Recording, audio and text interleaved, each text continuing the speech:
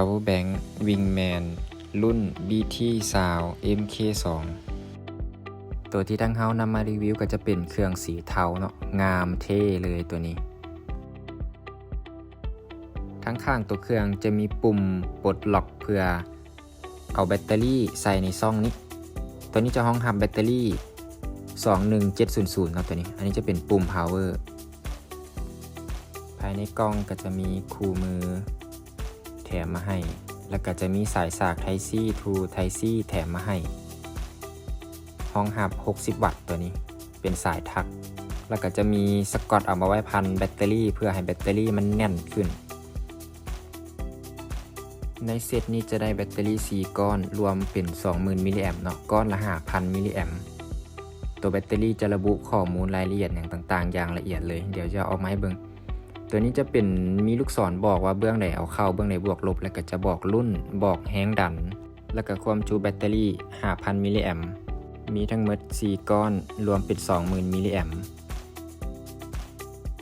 วิธีใช้งานก็ให้เฮาดึงล็อกบอนนี้ลงเนาะมันจะหยะออกตัวเครื่องมันจะแยกออกให้เฮาใส่แบตเตอรี่เข้าไปได้แบบนี้แล้วเฮาก็บีบเข้าพร้อมใช้งานเลยแบบนี้มันจะโชว์ปริมาณแบตเตอรี่ที่ยังมีอยู่ตอนนี้ตามนี้เลยกดปุ่ม power บาทหนึ่งแมันเช็คสถานะหรือว่าความจุแบตเตอรี่ว่ายังจักเปอร์เซ็นต์ยังจักขีดถ้าแมันอยากสลับเป็นโหมด Eco ให้เฮากด2 บาทไฟจะเปลี่ยนเป็นสีเขียวแบบนี้ก็คือจะเข้าสู่โหมด Eco ควบคุมแรงดันไฟให้อยู่กระแสไฟที่อยู่5 โวลต์บ่ให้สากไว้บ่ให้มันจ่ายระบบ PD 20 วัตต์เหมาะแก่การใช้งานพลังงานต่ำแล้วก็ควบคุมอุณหภูมิบ่ให้เครื่องร้อนประมาณนี้ประหยัดพลังงานคันถ้าว่าเราต้องการปรับเป็นโหมดพลังงานต่ำที่ว่าจ่ายต่อเนื่องโดยที่บ่ให้มันตัดไฟนะเจ้าแมนคันถ้าว่าเราอยู่ในโหมด Eco ไฟเขียวแบบนี้เนาะให้เราเปลี่ยนเป็นโหมด Standard ก่อนโดยการกด2 บาทให้มันเปลี่ยนเป็นสีฟ้าแบบนี้เนาะมันจะเข้าสู่โหมด Standard ก่อนแล้วเราค่อยทำการเปลี่ยนเป็นโหมดใช้พลังงานต่ำแบบต่อเนื่องก็คือกดค้างไว้ประมาณ3 วิแบบนี้มันจะมีไฟสถานะสีฟ้าแลนหมายถึงว่ามันจะเข้าสู่โหมดกระแสไฟต่ำแบบที่ว่าจ่ายต่อเนื่องซึ่ง power bank รุ่นอื่นบ่สามารถเฮ็ดได้เนาะเวลามันจ่ายกระแสไฟต่ำกระแสไฟคอยมันมักจะดับถ้าเป็นรุ่นอื่นแต่ว่ารุ่นนี้บ่ดับมันจะจ่ายแบบเสถียรอารมณ์คล้ายๆคือเฮาเสียบหัวสากไปตลอดเลยมันจะปล่อยกระแสไฟต่อเนื่องอยู่นี่เป็นแบบ5 โวลต์กระแสไฟต่ำต่อเนื่องเหมาะกับอุปกรณ์ที่ใช้งานเป็นบางครั้งคราวแบบว่ามันกินกระแสไฟเป็นบางครั้งคราวสินะแบบบ่ต่อเนื่องสินะมันจะบ่ดับตัวนี้มันจะสแตนบายไว้ตลอดปล่อยกระแสไฟเฮ็ดเวียกได้ตลอดเลยสุดยอดแล้วคันถ้าเฮาอยากกลับเป็นโหมดสแตนดาร์ดเนาะให้เฮากดให้ขึ้นไฟสถานะแล้วกดค้างไว้3 วิแบบนี้มันจะกลับไปสู่โหมดระบบ PD 20 วัตต์จ่ายได้สูงสุดเป็นระบบสากไวแบบนี้เลยแล้วคันถ้าแบตเตอรี่เฮามันเบิดเนาะเราก็สามารถดึงล็อกแบบนี้ลงเลยเพื่อเปิดแล้วก็เอาแบตเตอรี่ออกแบบนี้แล้วก็เอาแบตก้อนใหม่ใส่แล้วก็บีบเข้าใช้งานได้เลย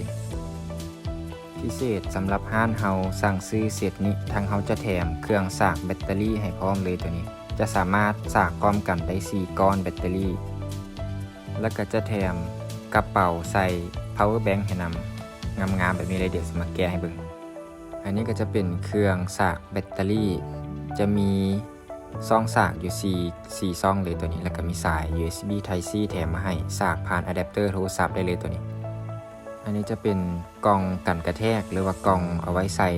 power bank เพื่อดูแลรักษาบ่ให้เครื่องมันโปกตัวนี้กล่องกันกระแทกมีซิปมีหูหิ้วไว้นำหลังจากใส่ power bank ก็จะแบบนี้เลยบนนี้ก็ใส่สายสากก็ได้งามพอดีเป๊ะเลยตัวนี้ปิดแล้วก็ฮีทซิปป้องกัน power bank ได้ดีเลยหลังจากใส่เครื่องเข้าไปในกล่องกันกระแทกแล้วก็ดูดีเลยข้อมูลตัวเครื่องจะระบุว่า input หรือว่าจ่ายไฟเข้านี่จะรองรับอยู่5 โวลต์ 3A เป็นระบบสากแบบธรรมดาตัวนี้จะเป็นระบบสากแบบ15 วัตต์เวลาเขาเสียบสายสากเข้าก็จะขึ้นไฟสถานะกระพริบแบบนี้เลยว่าตอนนี้เขาสากไฟขึ้นจากเปอร์เซ็นต์ส่วนจ่ายไฟออกมันสามารถจ่ายได้เป็นระบบ PD สากไวสูงสุดฮอต20 วัตต์เลยตัวนี้รองรับพวกระบบ AFC FCP ของ Samsung ได้เบิดแล้วก็เป็น พวก Quick Charge เวลาเสียบสากกับโทรศัพท์ Samsung ก็จะขึ้นเป็นสีเขียวแล้วก็จะระบุว่าตัวนี้นี่จะรองรับระบบสากไวหรือว่าสากด่วนสินค้ามีพร้อมจัดส่งเลยเด้อเจ้าลูกค้าสนใจสามารถติดต่อสั่งซื้อได้ตอนนี้มีพร้อมจัดส่งแม่นเซ็ต 20,000 มิลลิแอมป์ฮอดนี้ก็ขอบใจทุกคนที่รับชมคลิปเด้อไปก่อน